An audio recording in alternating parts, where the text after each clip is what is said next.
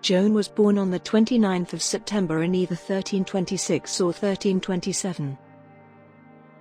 Her father was Edmund of Woodstock, 1st Earl of Kent, who was the sixth son of King Edward I from his second marriage to Margaret of France. Her mother was Margaret Wake, 3rd Baroness Wake of Liddell.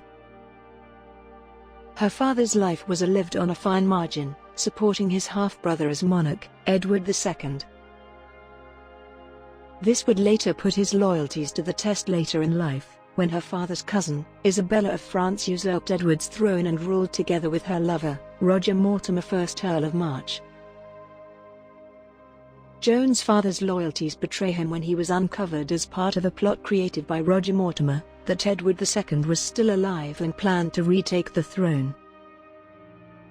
This would lead the whole family to be placed under house arrest at Arundel Castle in Sussex, which was part of the family's estate since being gifted to them by Edward II in 1326.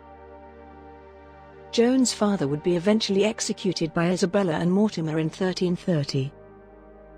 In October of 1330, Edward III would arrest Mortimer and his mother at Nottingham Castle in order to take full control of the crown. After doing so, Edward III would release Joan and the rest of her family from house arrest and take care of them as his responsibility. When she was 13 years old, Joan would marry a man of twice her age in 1340. She would marry Thomas Holland of Holland from Lancashire without royal consent, which was law for a person of her rank at this time. Soon after this wedding, Holland would depart to continental Europe as part of an English army travelling to Flanders, France and as far away as Prussia. In the winter of 1340-1341, Joan's family would betroth her to William Montague, son and heir of the 1st Earl of Salisbury. At this time, William and Joan were of both the same age. Joan would not reveal her earlier marriage to Holland for the fear that Holland would be executed. In 1344, the 1st Earl of Salisbury would pass away, and Joan's new husband, William, would inherit the title, and become 2nd Earl of Salisbury. In 1348 trouble would brew for Joan. Her first husband, Thomas Holland, would return from his military campaigns in Europe and Joan's first marriage would become public knowledge. Holland would confess his marriage to King Edward III and appeal to Pope Clement VI for Joan to be returned to him. William Montague would hold Joan captive in order that she could not testify to the Church. Eventually, in 1349, Pope Clement VI would rule in the favour of Thomas Holland and order William Montague to release Joan.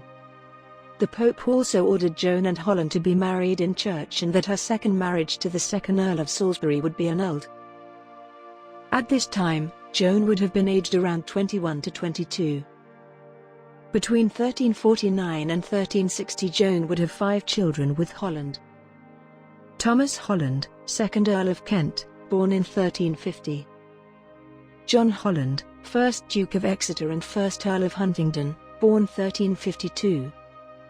Edmund Holland, born in 1354 but would die in infancy. Lady Joan Holland, born in 1356. Lady Maud Holland, born in 1359. During this time, the last of Joan's siblings would die in 1352. She would inherit the titles and lands of her parents, making her the 4th Countess of Kent and the 5th Baroness Wake of Liddell. Thomas Holland, through his marriage to Joan, would made Earl of Kent in 1360. Shortly after, though, Holland would pass away, leaving Joan as a very attractive marriage prospect. Following her first husband's death, Joan would become much sought after in marriage. She would very soon come to attention of Edward, the Black Prince, son of King Edward III and heir to the English throne. Aside from being known as the beautiful women in the kingdom at the time, Joan would have many virtues that would make her a viable match for Prince Edward. Firstly, she would be of noble rank, and also she has a proven track record of successful pregnancies in a time when infant mortalities were high. Such a record would prove valuable when producing an heir to the English throne. It would seem that Joan had already been noticed by Edward prior to her husband's death, as Edward had previously brought her gifts back from his military campaigns in France. Contrary to rumor, it seems that Edward's father was supportive of his son's pursuit of Joan, as he would assist his son in obtaining papal dispensation to marry Joan from Pope Innocent VI, due to Edward III and Joan being first cousins. On 10 October 1361, the Archbishop of Canterbury would marry Joan and Prince Edward at Windsor Castle. Both of Prince Edward's parents, King Edward III and Philippa of Hainault, would be in attendance. Joan would move to Bordeaux in southern France in 1362 when her husband, Edward, was mad the Prince of Aquitaine. Aquitaine was an English principality in France, which England has held since 1152, when Eleanor of Aquitaine married the English monarch at that time, Henry II. During their time in Aquitaine, Joan would give birth to two sons. Edward of Angoulême, who was born in 1365 but died aged 5 in 1370, and Richard, who would become Richard II, in 1367. In the same year as Richard was born, Edward would join forces with King Peter of Castile to fight against Peter's half-brother, Count Henry of Trastamara, at the Battle of Nájera. The battle would be a resounding victory for both Edward and Peter, but after that battle Peter did not pay Edward's troops for their services. Edward would take two of Peter's daughters, Constance and Isabella of Castile, in order to secure payment, and would marry them to English nobility, including the marriage of Constance to Edward's brother, John of Gaunt. Whilst Edward was away, Joan was forced to raise an army to defend Aquitaine against the French, who had taken advantage of the Black Prince's absence. Tragedy would befall Joan and her husband, when their son, Edward of Angoulême, second in the line to the throne, would die from the bubonic plague in January 1371. Edward's funeral and burial would be held in Bordeaux in France under the organization of Joan's brother-in-law, John of Gaunt, as her grief-stricken husband's health was starting to fail. Edward's body, though, would be exhumed by his brother, Richard II, in 1388 and reburied in England. Joan would return to England later in 1371, as her husband was unable due to his health to carry out his duties in Aquitaine.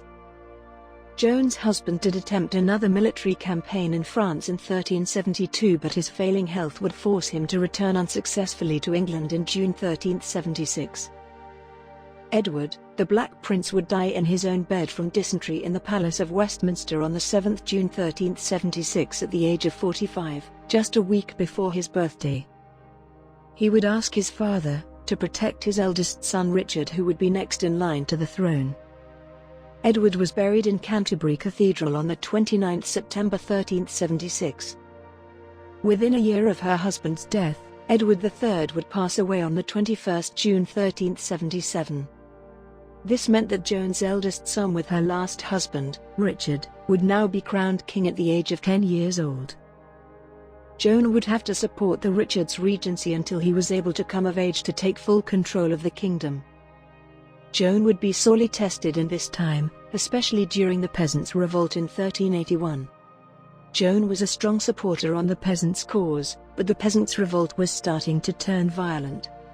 Despite this, the peasants, led by Wat Tyler, would also show respect to Joan, especially when Joan would encounter Tyler and his mob on her return to a pilgrimage at Canterbury Cathedral, but would be saluted by the mob and provided with an escort through Blackheath.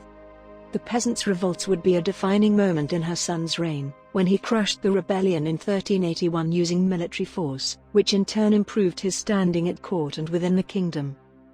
The next year, Joan would witness the marriage of Richard to Anne of Bohemia. Anne was the daughter of the powerful Charles IV, Holy Roman Emperor and King of Bohemia. Anne was the fifth child and fourth daughter of Charles IV. After the events of the Peasants' Revolt and her son taking full control of the kingdom with his new wife, Joan would lead nearly a relatively quiet life up until her death. Her death, though, would be overshadowed by a great tragedy with her wider family. During a Scottish campaign in 1385, Joan's son, John Holland, 1st Duke of Exeter, from her marriage with her first husband, Thomas Holland, would become embroiled in argument with a favourite of Queen Anne, Sir Alf Stafford. Holland was Richard's half-brother and also the husband of Richard's cousin, Elizabeth of Lancaster, daughter of Richard's uncle, John of Gaunt. Stafford would be killed in the argument, and Holland would seek sanctuary at Beverley. Richard would condemn Holland to death, which would lead Joan to plead for over 4 days to her son for mercy to spare John's life. Richard would eventually concede to his mother's plea, sending Holland on a pilgrimage to the Holy Land.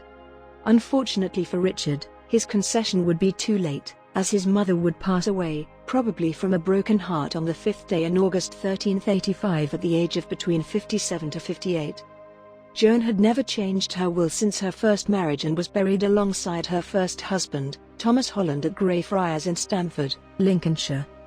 It is never known whether she had deliberately chosen not to change her will or not, or whether she changed it back following the death of her last husband.